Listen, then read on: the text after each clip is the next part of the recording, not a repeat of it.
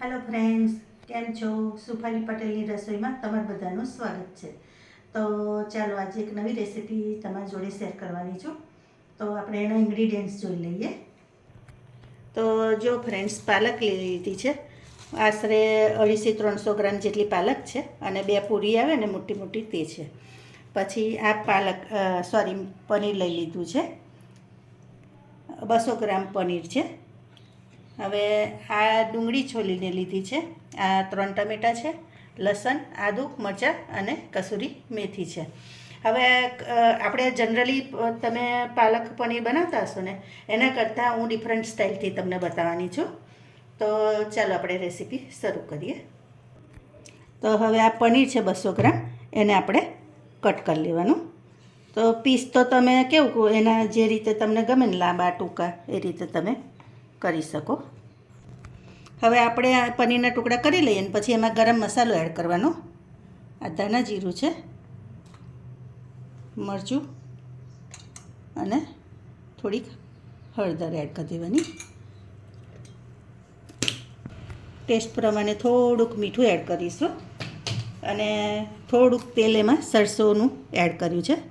તમે કોઈ પણ તેલ કરી શકો એડ, પણ આમાં સરસોનું તેલ જરા વધારે સારું લાગે છે એટલે મેં એનું એડ કર્યું છે. અને આવી રીતે હલકા હલકા હાથે એને મિક્સ કરી લેવાનું. હવે આને 10 મિનિટ આપણે રવા દઈશું. હવે આ પાલક છે એને આપણે સમારી લેવાના.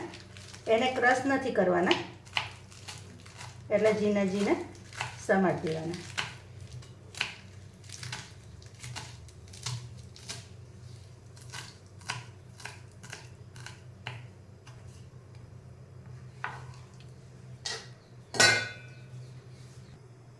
હવે આ પાણી ગરમ કરવા મૂક્યું છે, એમાં આપણે આટલા સોડા એડ કરીશું.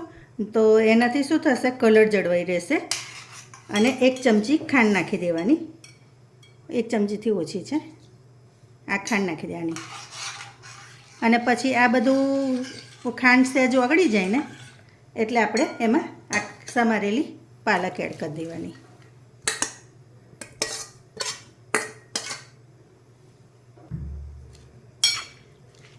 આને આપણે બહુ વધારે પડતી બાફવાની નથી, ખાલી આ થોડી સ્મેશ થઈ જાય ને એટલી એને પાણીમાં થવા દેવાની.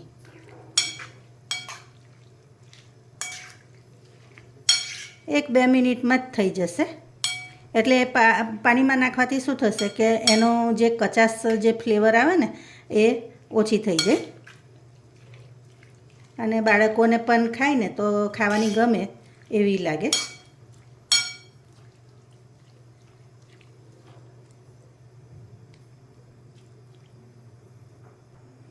તો જો ફ્રેન્ડ્સ, આપણે આટલી જ પાલકને બફાવા દેવાની છે. અને બીજી સાઈડે મેં આવી રીતે પાણી લીધું છે, એમાં બરફ છે અને બરફનું પાણી લઈ લીધું છે. તમારે પણ બરફનું પાણી લઈ લેવાનું. હવે આપણે પાલક આમાંથી કાઢી લેવાની બધી.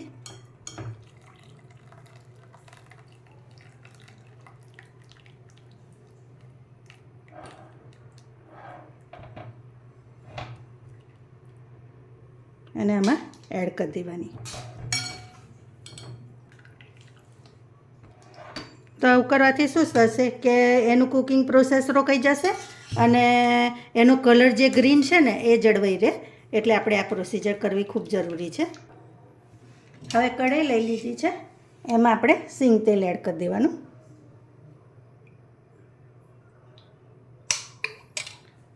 તમે કોઈ પણ તેલ લઈ શકો, પણ આમાં સિંગ તેલ વધારે સરસ લાગે.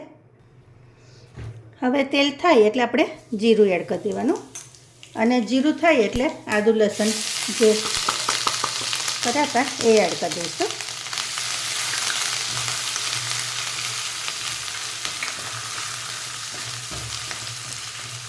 આદું લસણ થઈ જાય એટલે આપણે ડુંગળી એડ કરી દેવાની.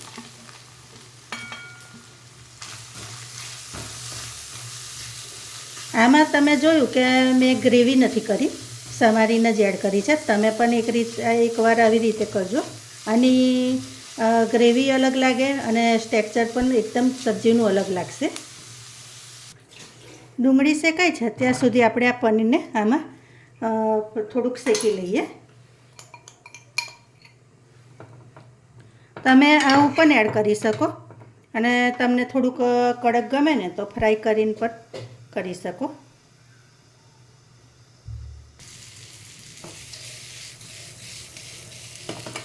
ઉલટતા પુલટતા એને શેકી લેવાનું.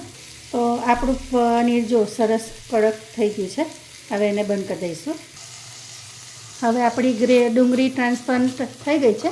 હવે એમાં મરચાં એડ કરી દેવાના, લીલા જે લીધા હતા એ.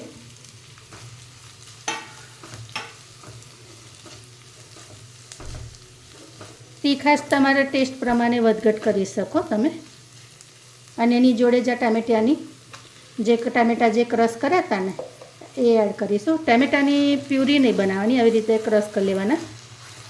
અને એની જોડે જ આપણે થોડુંક મીઠું એડ કરી દઈશું.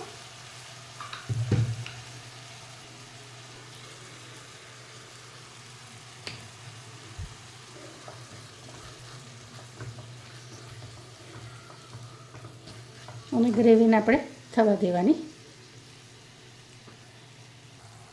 હવે આપણે રૂટિંગ મસાલા કરી લઈશું. તો હળદર થોડીક જ એડ કરવાની, અડધી ચમચીથી ઓછી. મરચું છે, મરચું સ્કીપ પણ કરી શકો, કારણ કે તમારે ગ્રીન ગમતી હોય ને સબ્જી તો.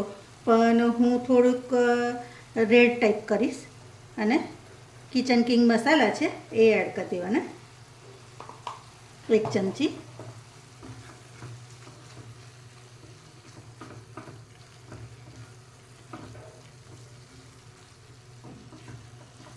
હવે આને હજી ઢાંકીને આપણે થવા દેવાનું. તો આવું ફ્રેન્ડ્સ તેલ છૂટું પડે ને એટલે આપણે એમાં કસૂરી મેથી એડ કરી દેવાની. અને કસૂરી મેથીની જોડે જ આપણે પાલકને એડ કરી દેવાની.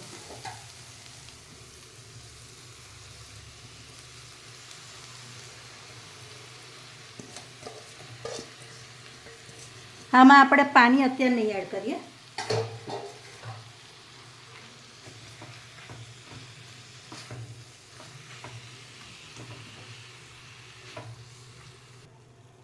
હવે આટલી થઈ જાય એટલે આપણે એને ઢાંકીને થવા દેવાની.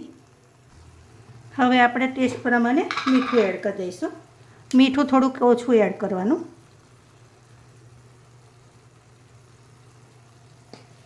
અને થોડુંક સંચળ એડ કરી દઈશું. સંચળ એડ કરજો, એનાથી ટેસ્ટ સબ્જીનો બહુ સરસ આવે છે. એકવાર આ રીતે કરી જોજો ટ્રાય.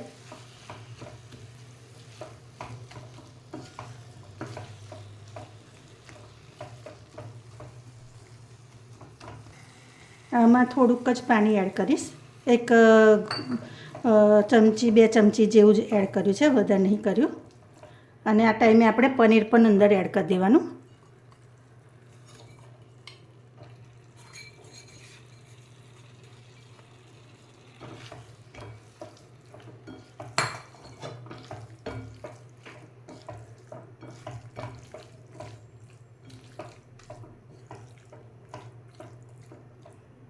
હવે આને 2-5 મિનિટ રવા દેવાનું અને પછી આપણે એને જોઈએ.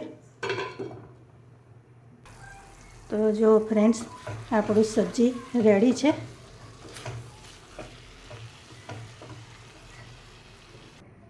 તો જો ફ્રેન્ડ્સ, આપણી સબ્જી રેડી છે. તો છે ને એકદમ ફાઇન બની છે ને. તમે પણ આ રેસીપી ચોક્કસથી ટ્રાય કરજો. ચાલો તો નવી રેસીપી સાથે ફરી મળીએ. Thank you. જય અંબે.